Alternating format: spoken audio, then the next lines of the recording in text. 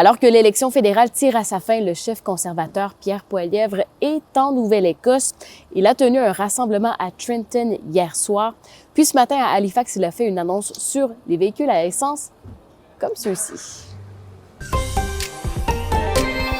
S'il est élu, le chef du Parti conservateur du Canada promet de retirer toutes les restrictions sur la production de véhicules à essence au Canada. De passage à Halifax, Pierre Poilievre a accusé son rival libéral Mark Carney de vouloir imposer une taxe pour limiter la production de voitures à combustion.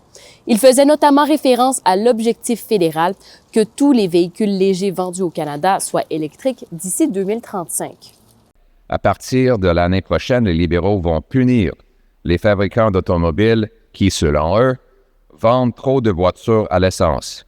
Si une entreprise vend une seule voiture de plus que le quota imposé par le gouvernement, elle va devoir payer une amende allant jusqu'à 20 000 $ par véhicule. Il ne s'agit pas d'une pénalité pour le fabricant d'automobiles, c'est une nouvelle taxe qui va être imposée sur vous, l'acheteur, si vous souhaitez acheter une voiture à l'essence hybride.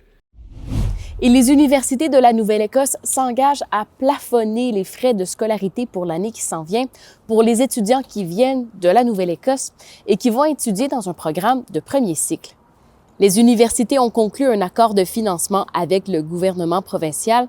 Des journalistes de CBC se sont ainsi procuré l'accord conclu par l'Université Acadia qui montre une augmentation du financement provincial de 2 % par an sur 2 ans en échange d'un maintien des frais d'inscription à leur niveau actuel. Pour le président de l'université, Jeffrey Hennessy, cela va se traduire par une perte de revenus pour l'établissement.